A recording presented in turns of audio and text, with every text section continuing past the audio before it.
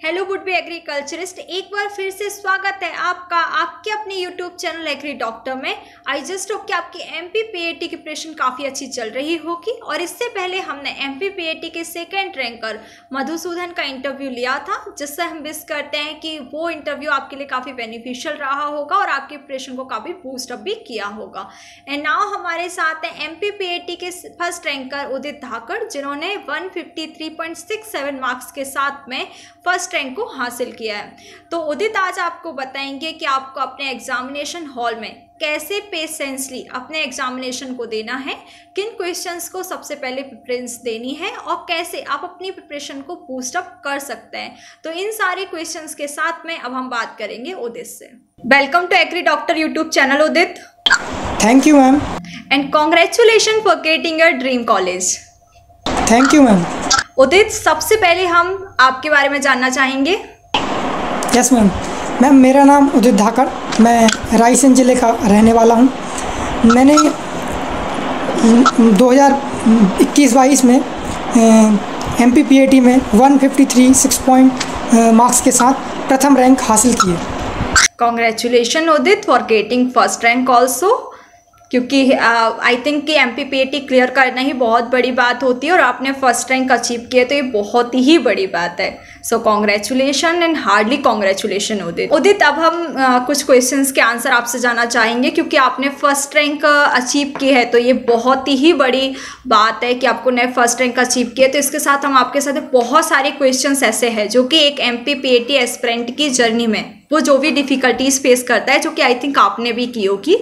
तो इन सारे क्वेश्चंस के आंसर मैं आपसे जानना चाहूँगी। तो फर्स्ट क्वेश्चन मेरा ये है उदित कि जब हम अपना प्रिपरेशन स्टार्ट करते हैं तो हमें एग्जामिनेशन पैटर्न को ही समझने में डिफ़िकल्टीज आती है कि हमारा एग्जामिनेशन पैटर्न क्या है। तो आपने इसे कैसे समझा? Yes ma'am. मैम कोई भी एग्ज़ाम हो उसका सबसे महत्वपूर्ण जो पहलू होता है वो होता है एग्ज़ाम पैटर्न। एग्ज़ाम पैटर्न, यदि एग्ज़ाम पैटर्न और सिलेबस समझ ले तो यदि हम देखा जाए तो 20% हम अपनी तैयारी में आगे बढ़ सकते हैं, क्योंकि एग्ज़ाम पैटर्न के अनुसार ही हम आगे चलते हैं। जैसे कि हम एमपीपीएटी की बात करें तो एमपीपीएटी में 6 विषयों का समावेश है और 6 विषयों के समावेश के साथ जिनमें सबसे ज़्यादा जो बजट हमारा रखता है वो एग्रीकल्चर एंड एनिमल हस्बेंड्री, और फिर उसके बाद पीसीएम भी रखता है 100 मार्क्स का, वैसे ही 100 मार्क्स का animal husbandry plus agriculture.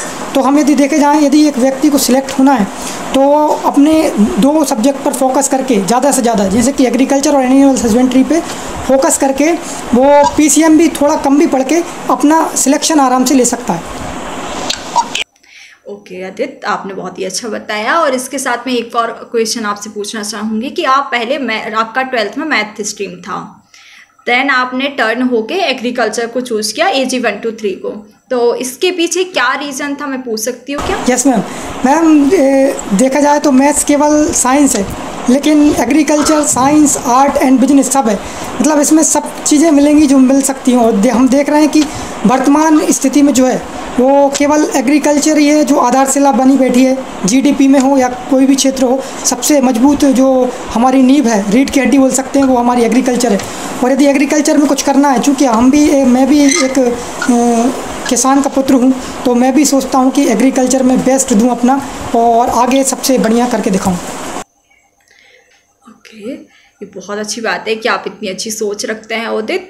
And second question मैं आपसे पूछना चाहूँगी कि जब आप अपनी प्रिपरेशन कर रहे थे तो ऐसे बहुत सारे आपको डिफ़िकल्टीज आई होंगी, जैसे कि बहुत सारे ऐसे चैप्टर होते हैं जो आपको लगता है कि बहुत हार्ड है। तो उस टाइम पे आपने उन्हें कैसे टैकल किया, कैसे उनको पढ़ा? मैम मैंने जब तैयारी स्टार्ट की तो शुरू में जो देखा मैंने कि 90% जो देखे जाएँ तो सब्जेक्ट, मतलब जो भी थ्योरीज थी वो इजी थी, लेकिन 10 से 20% जो थी थोड़ी हार्ड थी। तो मैंने उनको धीरे धीरे क्या किया, उनके लिए मैंने धीरे धीरे शॉर्ट नोट्स बनाना स्टार्ट किया और उनको मैंने जितनी बार एक दिन में 2-2, 3-3 बार रिवाइज करना स्टार्ट किया। धीरे धीरे देखा कि उनमें सुधार आया। जो चीज़ें पहले 10% आती थी, धीरे धीरे 40%, 50% तक पहुंची और धीरे धीरे लगातार जब मैंने प्रयास किए तो उनमें मैं बहुत ज़्यादा शार्प हो गया। तो मैम जो मेरा यहाँ से मत है कि जब भी हम पढ़ने बैठें तो जो भी हमें कठिन पॉइंट्स लगते हैं, कठिन टॉपिक्स लगते हैं, उनके लिए शॉर्ट नोट्स हम तैयार करें। शॉर्ट नोट्स से बहुत बढ़िया हम अपना बेस्ट दे सकते हैं, क्योंकि एग्ज़ाम के लास्ट दिनों में भी वो बेनिफिट देते हैं ज़्यादा से ज़्यादा।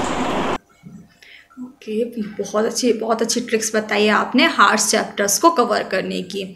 तो उदित, आप पर डे कितना क्वालिटी आवर प्रोवाइड करते थे अपनी स्टडी को, अपार्ट फ्रॉम कोचिंग को अगर आप छोड़ दें कि आपकी कोचिंग 3 आवर 4 आवर 7 आवर जितने की भी होती थी, उसके अलावा आप अपना सेल्फ स्टडी में कितना टाइम देते थे?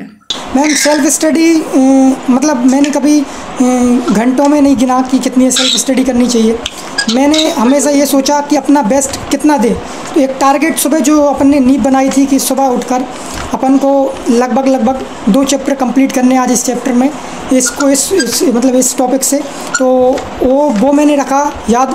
तो मैंने सुबह उठ के ही मैंने एक अपना टाइटल बना के, इंडेक्स बना के उन चीज़ों को फोकस किया। जब तक वो कंप्लीट नहीं होते थे मैं नहीं सोता था, या जब तक मैं पढ़ता रहता था, और बहुत आराम से मैं पढ़ता था, एंजॉय के साथ पढ़ता था, कभी भी कोई टेंशन नहीं होती थी, बढ़िया अच्छे से करता था मैं। उदित, जैसे कि आपसे पहले हमने मधुसूदन का भी इंटरव्यू लिया था, वहाँ पे mock test and test series से रिलेटेड बात हुई थी। तो आप बताना चाहेंगे कि जो मॉक टेस्ट होता है, टेस्ट सीरीज होती हैं, इनका क्या एक्चुअल बेनिफिट होता है?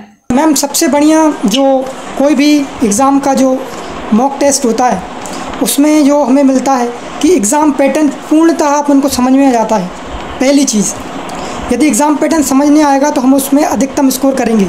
दूसरी चीज़, वहाँ से हम ज़्यादा से ज़्यादा गलतियों को सीख सकते हैं, क्योंकि ऐसा नहीं है कुछ जो कितना इंटेलिजेंट व्यक्ति हो उससे गलतियाँ तो हर विषय में होने वाली हैं। तो वहाँ हमने जो गलतियाँ की हैं उनसे हम सीख कर आगे जो गलतियाँ होने वाली हैं उनको हम कम कर सकते हैं। तीसरी चीज़, मॉक टेस्ट हम लगातार देने से जो तक टाइम हमारा सेव हो जाता है, टाइम सेव होने लगता है, और जो हमें एग्ज़ाम में 3 घंटे मिलते हैं वो हमारे लिए पर्याप्त होते हैं। ये बोल सकता हूँ ज़्यादा ही होते हैं, कहीं ना कहीं 15-20 मिनट ज़्यादा ही होते हैं, हम उनको रीचेक कर सकते हैं। ये मॉक टेस्ट के बहुत फ़ायदे हैं, और मॉक टेस्ट हमेशा ही देना चाहिए क्योंकि उससे बहुत ज़्यादा बेनिफिट होने वाले हैं।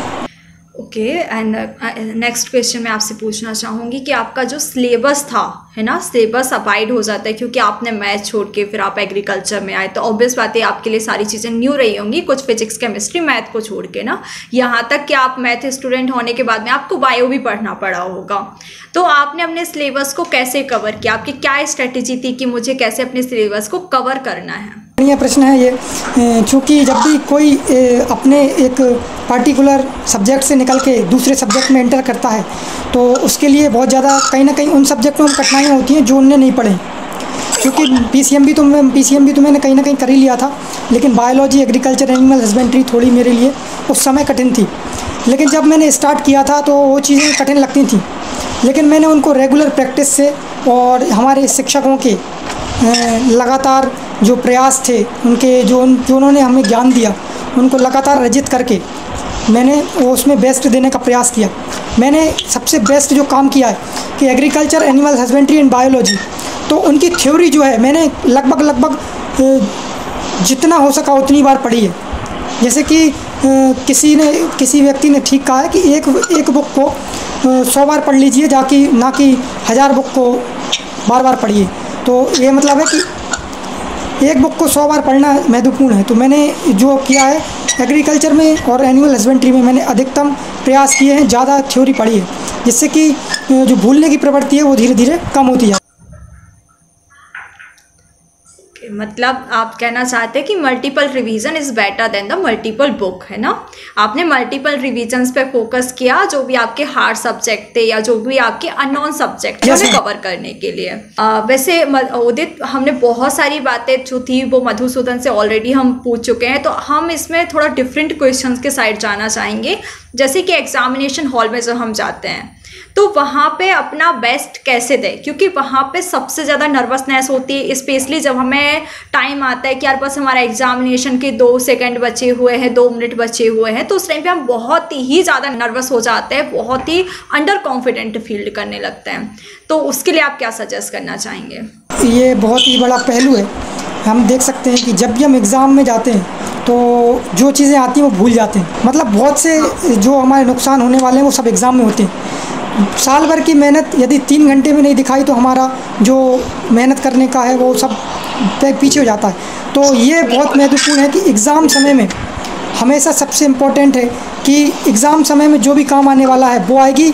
हमने जो मेहनत की है, पहले क्या मेहनत की है, तो पहले हमारे दिमाग को ट्रेन करना है कि मैथ्स के क्वेश्चन कैसे लगाने हैं, कितने समय में लगाने हैं। बिल्कुल वो रेगुलर प्रैक्टिस, मॉक टेस्ट लगातार बार बार कोशिश कर करके बार बार क्वेश्चंस लगा कर वहाँ हम दिखा सकते हैं। दूसरी बात, जो थ्योरी क्वेश्चंस होते हैं, थ्योरी क्वेश्चन को सबसे पहले इम्पोर्टेंट है 200 क्वेश्चन का जो MPPAT का एग्ज़ाम होता है उसमें चले जो भी क्वेश्चन आते हैं उन क्वेश्चनों को टिक करना है। उसके अलावा कुछ भी नहीं करना। जो आते हैं कितने लगभग 25 से 30 सेकंड में जो आ जाते हैं उनको टिक करना है, क्योंकि मैम जो आता है वो यदि वो कर देते हैं तो उससे हम आगे चल के अपना स्कोर ज़्यादा से ज़्यादा कर सकते हैं। दूसरी बात, फिर जो यदि 1.5 से 2 घंटे में हमने 120 से 140 क्वेश्चन कर दिए तो हमारा बहुत ज़्यादा बोल सकते हैं 200 में से 70% हमारा। उदित, मैं नेक्स्ट क्वेश्चन तुमसे ये पूछना चाहूँगी कि तुमने अपना एग्जामिनेशन हॉल में बेस्ट कैसे दिया, क्योंकि एग्जामिनेशन हॉल में जब हम जाते हैं और वहाँ पे ये दिखाता है कि आपके एग्जामिनेशन के 2 मिनट बचे हुए हैं, मतलब 2 मिनट बाद आपका एग्जामिनेशन स्टार्ट हो जाएगा, फिर वो कुछ सेकेंड में आता है। तो जैसे ही वो सेकेंड में आता है, सेकेंड कम होते जाते हैं, वैसे हमारी नर्वसनेस जो होती है वो बढ़ती जाती है और हमें जो याद रहता है ना वो भी हम भूलते जाते हैं। तो आपने इस प्रॉब्लम को कैसे टैकल किया? यस मैम, बहुत ही बढ़िया क्वेश्चन है कि पूरे साल का जो मेहनत होता है वो 3 घंटों में हमको देना होता है सर्वश्रेष्ठ। तो 3 घंटे में सर्वश्रेष्ठ कैसे दे पाएंगे, वो तो मतलब उस 3 घंटे में ही करना है जो भी करना है। तो उस 3 घंटे में हमें सबसे पहले करना है कि अपने दिमाग को शांत रखना है। दूसरी बात, जो भी पढ़ा है उसको बढ़िया सोचना है, पॉजिटिव सोच के काम करना है। और सबसे पहले जो है उन्हीं क्वेश्चन को अटेम्प्ट करना है जो हमको आते हैं। 200 क्वेश्चन में से यदि हम 120 से 140 क्वेश्चन 1.5 से 2 घंटे में अटेंड कर लेते हैं तो मैं गारंटी दे सकता हूँ कोई भी कितना भी बैकवेंचर इंसान हो उसका सिलेक्शन पक्का है। क्योंकि जो शुरू के क्वेश्चंस होते हैं बढ़िया तरीके से यदि हमने पढ़ के अच्छे से थ्योरी वाइज की, क्योंकि MPPAT में थ्योरी क्वेश्चंस ज़्यादा होते हैं, तो शुरू में जो क्वेश्चंस हमें आते हैं वो अच्छे से कर लिए तो बहुत ईजी हो जाता है हमें आगे बहुत ज़्यादा स्कोर करने में। क्योंकि हम देखते हैं यदि शुरुआत में, जैसे कि क्रिकेट में शुरुआत में जब देखते हैं कि यदि बल्लेबाजी चल रही है लगातार, यदि विकेट नहीं गिरते हैं तो ज़्यादा स्कोर बना पाते हैं। वैसे एग्ज़ाम में शुरू में जितना ज़्यादा टिक सकते हैं, जितने ज़्यादा क्वेश्चन सही कर पाते हैं कम समय में, उतना ज़्यादा स्कोर कर पाते हैं। तो मैम यही है मेरा कि शांति बनाए रखना है माइंड में और पॉजिटिव के साथ बैठना है और पूरे 3 घंटे में अपना सर्वश्रेष्ठ देना है। जो भी न्यूमेरिकल्स टाइप क्वेश्चन होते हैं उनको बढ़िया तरीके से लास्ट में, जो भी कठिन होंगे उनको लास्ट में करना है और सेफ टाइम में करना है। और लास्ट के 10 या 15 मिनट ऐसे करने हैं जिससे हम रीचेक कर सकें। और रीचेक में भी लगभग हम कोशिश करें कि उन क्वेश्चनों को सुधार पाएँ जो हमने वास्तव में गलत कर दिए हैं। बाकी और क्वेश्चनों पर नहीं जाना है। बस मैम ये इतना। ओके, मतलब आप ये कहना चाहते हैं कि सबसे पहले तो अपने अंदर पेशेंस मेंटेन करना है, क्योंकि पेशेंस है तो सब कुछ है ना।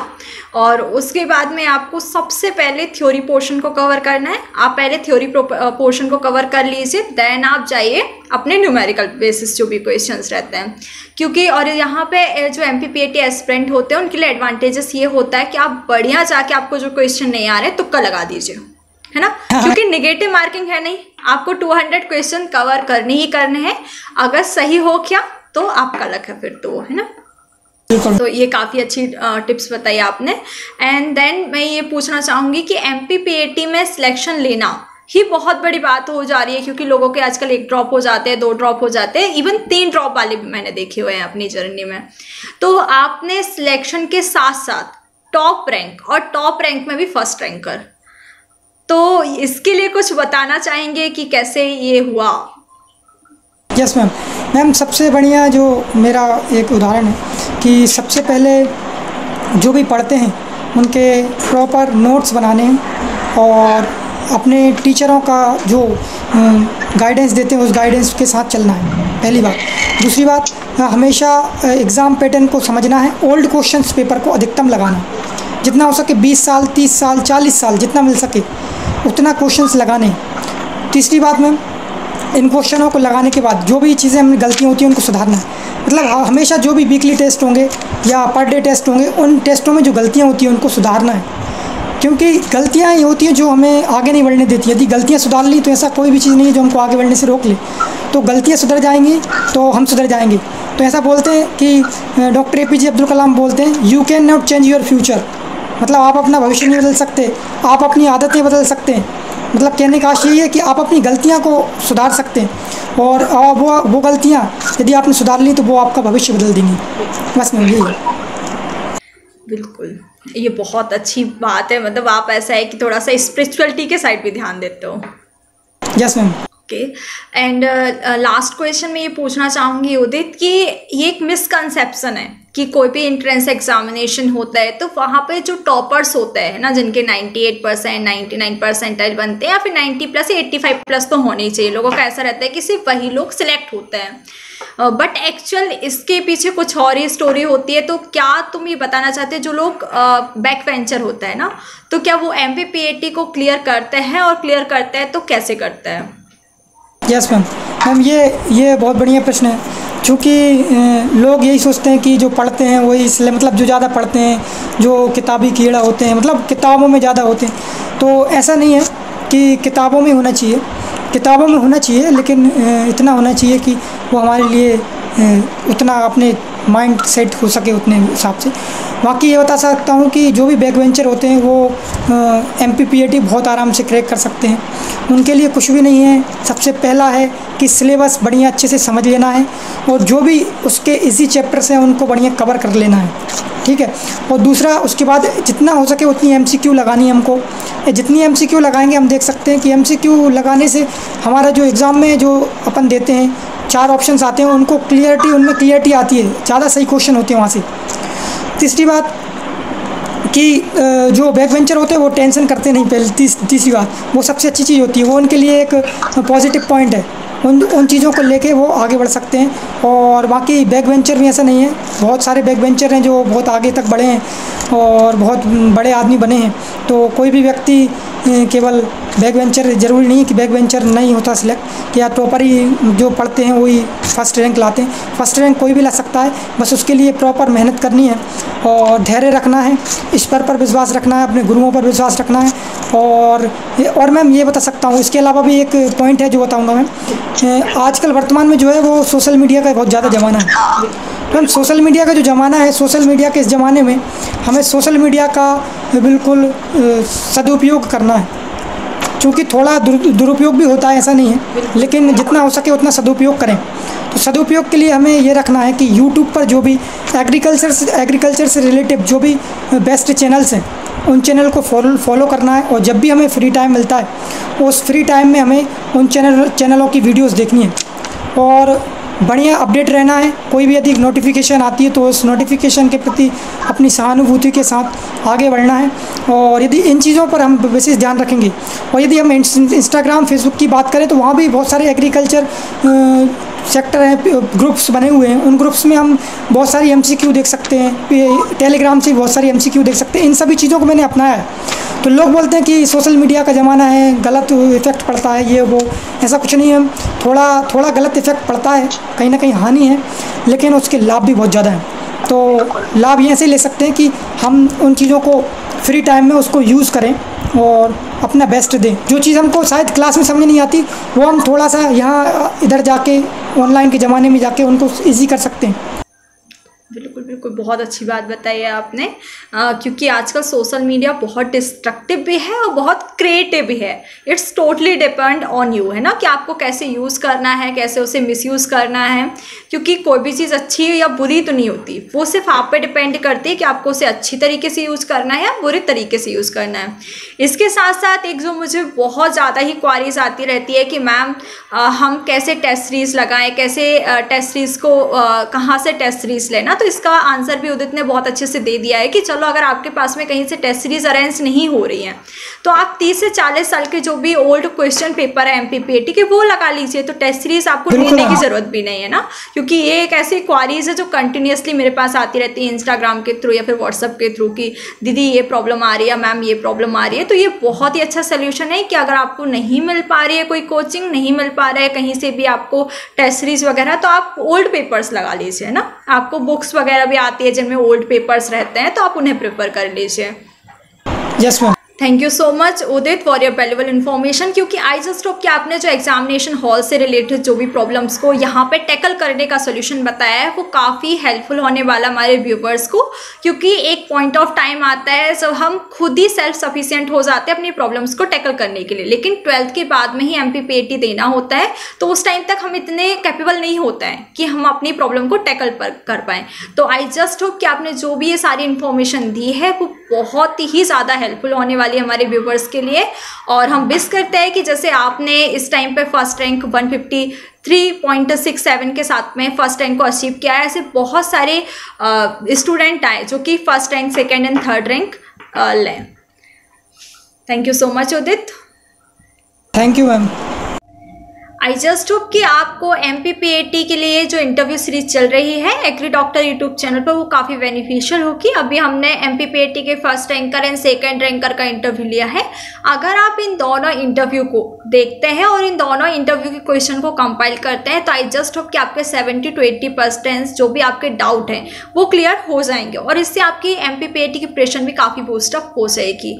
आई जस्ट होप कि आप अपने MPPAT 2022 में बहुत ही अच्छे स्कोर करें और बहुत ही अच्छी रैंक को अचीव करें और नेक्स्ट टाइम हम आपका इंटरव्यू लें। ऐसी मोटिवेशन के साथ में आप अपनी प्रिपरेशन को कंटिन्यू रखें।